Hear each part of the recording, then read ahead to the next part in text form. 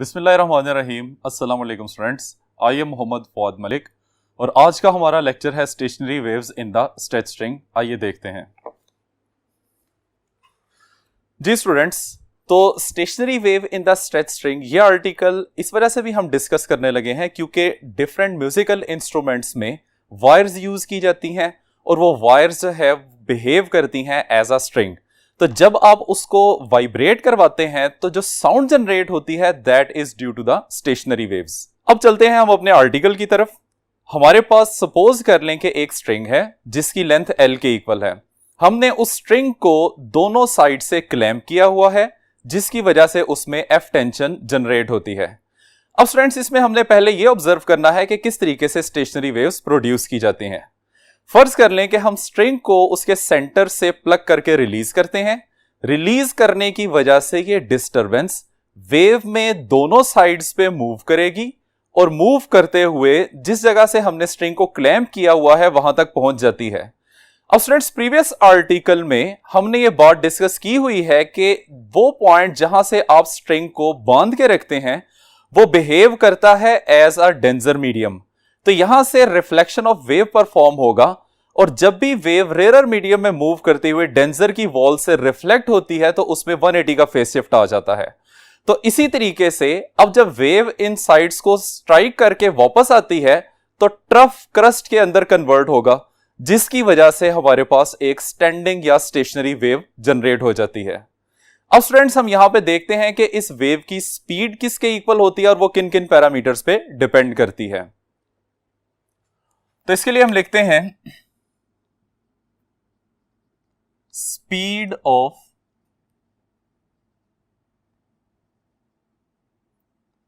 Standing wave in stretch string.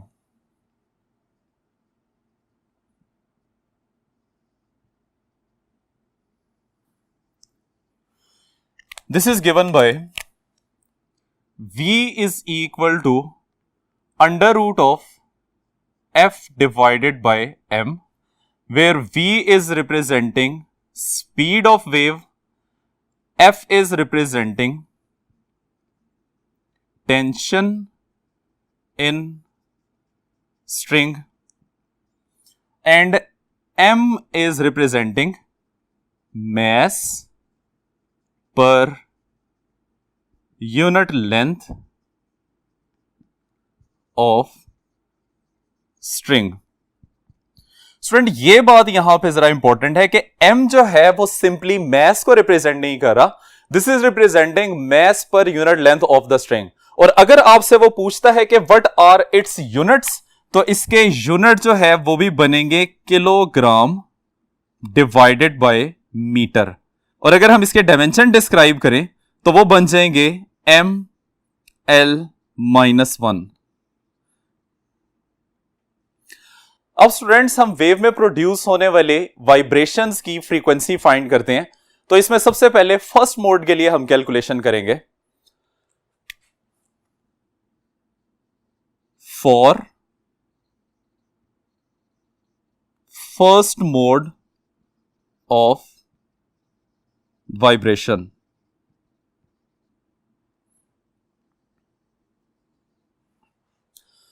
Students imagine करें कि हमारे पास वही स्ट्रिंग है जिसकी लेंथ L के इक्वल है और स्ट्रेचिंग की वजह से उसमें टेंशन F जनरेट होती है। इस स्ट्रिंग को हम सेंटर से डाउनवर्ड प्लग करते हैं और प्लग करने के बाद रिलीज करते हैं। रिलीज करने के बाद इसमें एक स्टेशनरी वेव प्रोड्यूस हो जाती है। अब यहां पे हमें नजर आ रहा है कि बनने वाले लूप्स की तादाद कितनी है, 1। तो इस वजह से हम इसको नाम देते हैं फर्स्ट मोड ऑफ वाइब्रेशन। अब स्टूडेंट्स हमने इसकी फ्रीक्वेंसी फाइंड करनी है। तो इसके लिए देखिए हम यहां पे दोबारा डायग्राम बना लेते हैं।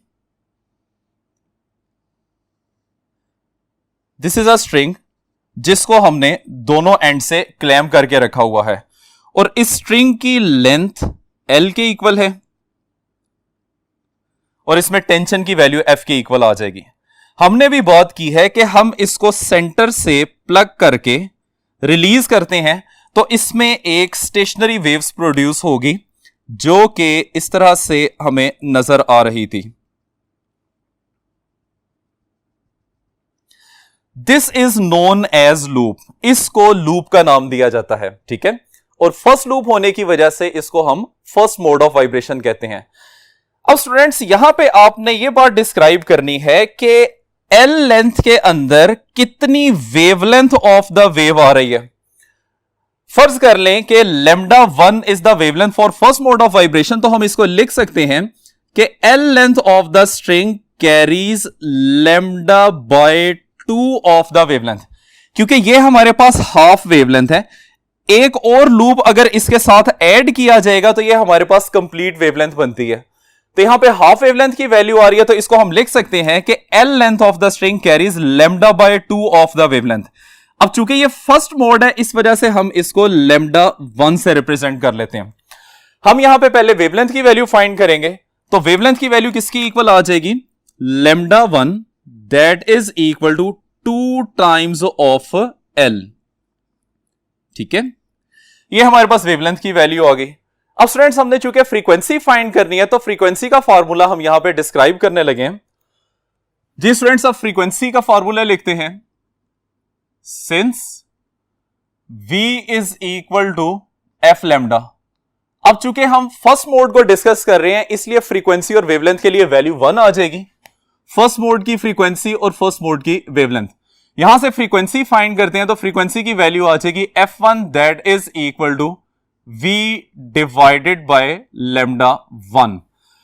अब स्पीड का फार्मूला भी हमारे पास एग्जिस्ट करता है। लेमडा 1 की वैल्यू हमने कैलकुलेट कर ली है, ये दोनों वैल्यूज में प्लेस करेंगे तो फ्रीक्वेंसी की वैल्यू आ जाएगी f1 that is equal to 1 divided by 2l which is the value of lambda 1, और v की value under root of f over m। तो स्टूडेंट्स ये हमारे पास फर्स्ट मोड की फ्रीक्वेंसी आ जाती है, जिसमें फ्रीक्वेंसी डिपेंड करती है लेंथ के ऊपर, फ्रीक्वेंसी डिपेंड करती है टेंशन इन द स्ट्रिंग पे, और फ्रीक्वेंसी डिपेंड करती है मास पर यूनिट लेंथ के ऊपर। अब स्टूडेंट इसी तरीके से हमने 2 लूप्स जनरेट करनी है और उसके कॉरेस्पॉन्डिंग f2 फ्रीक्वेंसी को कैलकुलेट करना है। For second mode of vibration,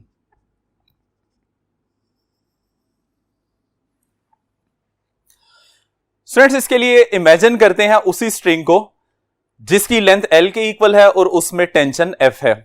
लेकिन अब हमने इस स्ट्रिंग को सेंटर से प्लग नहीं करना, बल्कि सेंटर के सेंटर से प्लग करके हम इसको रिलीज करेंगे, जिसकी वजह से हमारे पास यहां 2 लूप्स बन जाती हैं।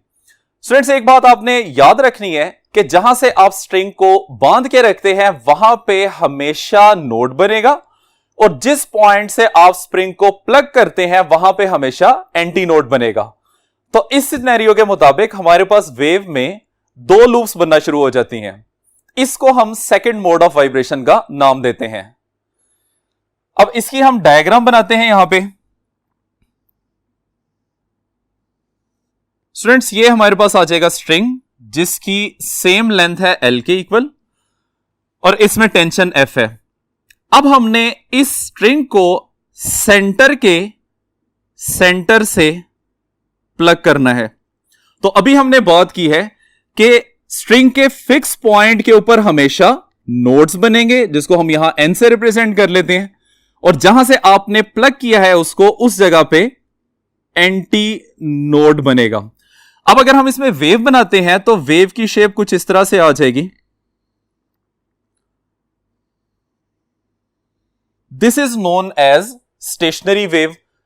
अब इसमें बनने वाले लूप्स कितने होते हैं? 2 लूप्स हैं, इस वजह से इसको हम सेकंड मोड ऑफ वाइब्रेशन का नाम देते हैं। तो इसी तरीके से जिस तरह से पहले हमने किया है कि पहले वेवलेंथ कैलकुलेट किया है और उसके बाद फ्रीक्वेंसी, यहां पे भी हमने यही काम करना है। अब स्टूडेंट्स डायग्राम के मुताबिक हमें नजर आ रहा है कि L length of the string में अब एक कंप्लीट वेवलेंथ आ रही है, जिसकी वजह से हम इसको लिखेंगे L is equal to lambda, और सेकंड मोड ऑफ वाइब्रेशन की वजह से हम यहां पे 2 लिख देते हैं। हमने वेवलेंथ की ही वैल्यू फाइंड करनी है, तो ये डायरेक्टली हमारे पास वेवलेंथ की ही वैल्यू आ जाती है। लेकिन स्टूडेंट्स, हमने इन तमाम कैलकुलेशंस के बाद इसकी एक जनरल फॉर्म भी डिस्क्राइब करनी होती है, जिसके लिए हम इसी रिलेशन को कुछ इस तरह से लिख सकते हैं। इसको यहां पे साइड पे लिख लेते हैं, that is λ2 which is equal to, अगर मैं L को 2 से मल्टीप्लाई कर दूं और डिवाइड भी कर दूं तो इस रिलेशन के ऊपर कोई फर्क नहीं पड़ता। चूंकि हमने इसकी एक जनरल फॉर्म डिस्क्राइब करनी है, इस वजह से हम इसको यहां पे लिख लेते हैं जी। अब वंस अगेन हम फ्रीक्वेंसी का फॉर्मूला यूज करेंगे। Frequency is given by F2 is equal to V divided by λ2। Students, यहां पे V की वैल्यू इस वजह से सेम रखी जा रही है क्योंकि हमारा मीडियम सेम है। जो हमने स्ट्रिंग यूज किया है उसकी लेंथ L के इक्वल है, उसकी थिकनेस भी एज इट इज ही यूज की जाएगी। तो चूंकि मीडियम चेंज नहीं हो रहा, इस वजह से स्पीड की वैल्यू कांस्टेंट रहती है और यहां पे हम V के साथ 1 या 2 प्लेस नहीं करेंगे। अब इन दोनों पैरामीटर्स की वैल्यू मेरे पास एग्जिस्ट करती है, मैं वैल्यूज इसमें से प्लेस करूंगा तो ये बन जाएगा F2 that is equal to 1 divided by λ2 की वैल्यू किसके इक्वल है, L के इक्वल है, और V की वैल्यू एज इट इज आ जाएगी which is square root of F divided by M। अब स्टूडेंट्स, हम यहां पे ये देखना चाहते हैं कि F2 फ्रीक्वेंसी का F1 फ्रीक्वेंसी के साथ क्या रिलेशन है, तो हम F2 को F1 की फॉर्म में लिखने की कोशिश करते हैं।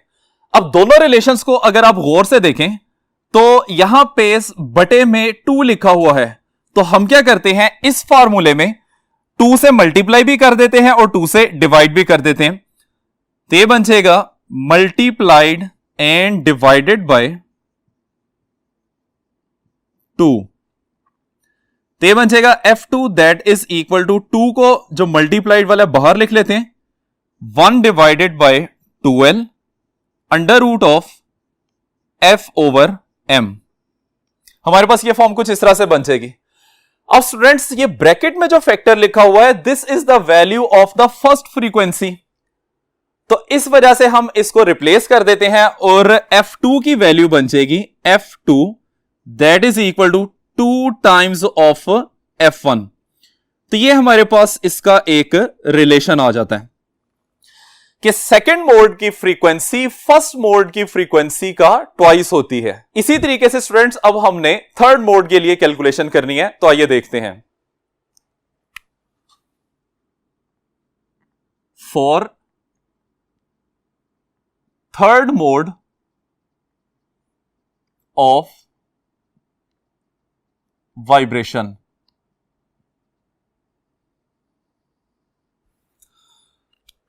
स्टूडेंट थर्ड मोड के लिए अब हमने सेम स्ट्रिंग जिसकी लेंथ L है उसे कंसीडर करना है। अब हम इस स्ट्रिंग को सेंटर के 1/3 पोर्शन से प्लग करेंगे, जिसकी वजह से नंबर ऑफ लूप्स इसमें 3 बन जाएंगी, जो कि 3 मोड को डिस्क्राइब करती हैं।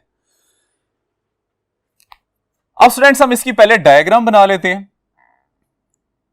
This is the same string having length equal to L।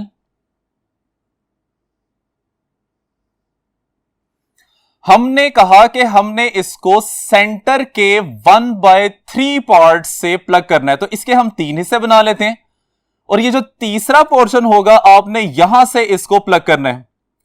Once again student, हम ये बात ज़हन में रखेंगे कि जहां से आपने स्ट्रिंग को बांधा हुआ है वहां पे हमेशा नोड बनेगा और जहां से हम प्लग करके रिलीज करते हैं वहां पे हमेशा एंटी नोड बनेगा।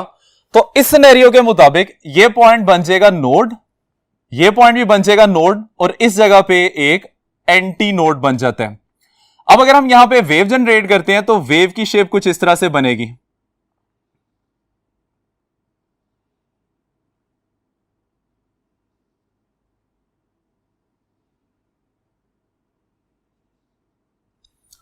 अब इसमें नंबर ऑफ लूप्स कितने आ रहे हैं, 3 आ रहे हैं, जिसकी वजह से हम इसको थर्ड मोड ऑफ वाइब्रेशन का नाम देते हैं। अब स्टूडेंट्स, चूंकि हमने पहले वेवलेंथ कैलकुलेट करनी है तो इसमें हम डिस्कस करते चलें कि यहां से लेके यहां तक एक वेवलेंथ आ जाएगी दैट इज लैम्डा, और यहां से यहां तक फिर हाफ ऑफ द वेवलेंथ आ रहा है, तो total L length of the string में कितनी वेवलेंथ आ जाएगी, हम इन दोनों को सम करके लिखेंगे। तो इसको कुछ इस तरह से लिखा जा सकता है, L is equal to 3 lambda divided by 2। अब चूंकि थर्ड मोड है तो यहां पे लैम्डा के साथ 3 आ जाएगा। हमने लैम्डा की वैल्यू कैलकुलेट करनी है, so lambda 3 that is equal to 2L divided by 3। So this is the value of wavelength. अब फ्रीक्वेंसी फाइंड करते हैं। Frequency is given by F3 which is equal to V divided by lambda 3। दोनों की values हमारे पास मौजूद हैं। इसको हम लिख सकते हैं 1 divided by 2L divided by 3, और V की वैल्यू एज इट इज आ जाएगी square root of V over M। इसको अरेंज कर लें। अरेंज करने से यह बन जाता है 3 divided by 2L multiply by square root of F over M। तो student this is the frequency of third mode of vibration. अब इसमें हमने फर्स्ट मोड ऑफ वाइब्रेशन की फ्रीक्वेंसी के साथ रिलेशन डिस्क्राइब करना है, तो उसके लिए हम इसी रिलेशन को इस तरह से लिख सकते हैं, F3 that is equal to 3 times of 1 divided by 2L under root of F over M। अब जो ब्रैकेट में हमें फैक्टर नजर आ रहा है, this is the frequency of the first mode of vibration, तो इसको हम रिप्लेस कर देंगे F1 से। So we have F3 that is equal to 3 times of F1। तो यहां से हमारे पास यह रिलेशन बन जाता है कि थर्ड मोड की फ्रीक्वेंसी फर्स्ट मोड की फ्रीक्वेंसी का 3 टाइम्स होती है। अब स्टूडेंट्स हम इसके लिए एक जनरल फॉर्मूला डिस्क्राइब कर लेते हैं, which is frequency of nth mode of vibration।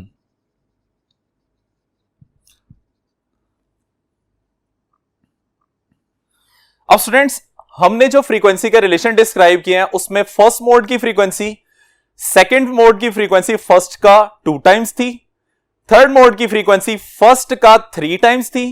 तो इसी तरीके से nth मोड की फ्रीक्वेंसी फर्स्ट का n टाइम बन जाएगी। तो हम इसको लिख सकते हैं Fn which is representing frequency of nth mode of vibration which is equal to n times of frequency of first mode of vibration।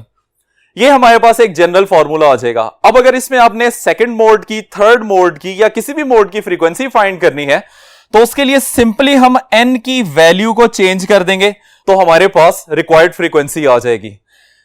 इसके मुताबिक यह बात आपने याद रखनी है कि फ्रीक्वेंसी डायरेक्टली प्रोपोर्शनल होती है n के, where n is representing number of loops. यहां पे देखें तो यहां पे कितने लूप्स बन रहे हैं, 3, तो यहां पे n की वैल्यू किसके इक्वल आ जाएगी, 3 के इक्वल आ जाएगी। तो जिस तरह से आप नंबर ऑफ लूप्स इंक्रीज करते जाते हैं, कॉरेस्पॉन्डिंग फ्रीक्वेंसी की वैल्यू भी इंक्रीज करती जाती है। अब स्टूडेंट्स हमने nth मोड की वेवलेंथ फाइंड करनी है, तो उसके लिए देखिए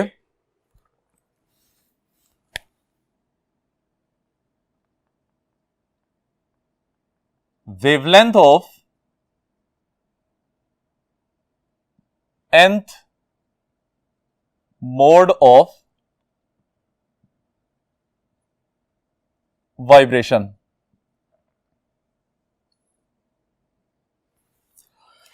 स्टूडेंट्स n मोड की अगर आप वेवलेंथ फाइंड करना चाहते हैं, तो उसके लिए पहले हम 3 मोड्स के लिए जो हमने कैलकुलेशन की है उनकी वेवलेंथ को डिस्क्राइब करते हैं। इसमें फर्स्ट मोड की वेवलेंथ थी lambda 1 which is equal to 2L। Second mode की वेवलेंथ थी lambda 2 that is equal to L, और थर्ड मोड की वेवलेंथ थी lambda 3 that is equal to 2L divided by 3। अब स्टूडेंट्स यहां पे अगर हम कुछ चेंजिंग करें, तो अगर मैं इस केस में बटे में 1 लगा देता हूं तो इससे कोई फर्क नहीं पड़ता, ये वेवलेंथ एज इट इज रहेगी। सेकेंड मोड में हमने इस L लेंथ को 2 से मल्टीप्लाई भी किया था और 2 से डिवाइड भी किया था, और इसी तरीके से थर्ड मोड का हमारे पास ये रिलेशन एग्जिस्ट करता है। तो हमें यहां से ये बात क्लियर हो जाती है कि ऊपर वाला फैक्टर हमेशा कांस्टेंट आ रहा है, जबकि बटे में फर्स्ट मोड के लिए 1 है, सेकंड मोड के लिए 2 है, थर्ड मोड के लिए 3 आ रहा है। इसी तरीके से जिस तरह से मोड इंक्रीज करते जाएंगे बटे में नंबर भी एज इट इज इंक्रीज करता जाएगा। तो यहां से अगर हम जनरल फॉर्म इसकी डिस्क्राइब करना चाहते हैं तो वो कुछ इस तरह से बन जाएगी, lambda n that is equal to 2l की वैल्यू कांस्टेंट और डिवाइडेड बाय मोड का नंबर आ जाएगा जो हमारे केस में n आ रहा है। ठीक है, सो this is the relation for the wavelength of n mode of vibration. यहां से हमें पता चलता है कि वेवलेंथ का नंबर ऑफ लूप्स के साथ इनवर्स रिलेशन है, तो जितने नंबर ऑफ लूप्स बढ़ते जाएंगे वेव की वेवलेंथ उसी तरीके से कम होती जाएगी। अब हम चलते हैं फ्रीक्वेंसीज की तरफ कि सारी फ्रीक्वेंसीज किस तरह से बनती हैं। तो हमारे पास फ्रीक्वेंसीज बनती हैं f1 for the first mode, 2f1 for the second mode, 3f1 for the third mode and so on so. Students, इस सारे पैकेज को या सीरीज को हम नाम देते हैं कॉल्ड हार्मोनिक सीरीज, जिसमें F1 जो है that is known as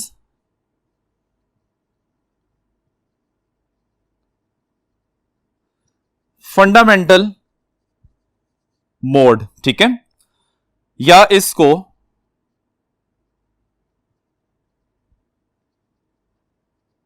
fundamental overtone भी कहा जाता है।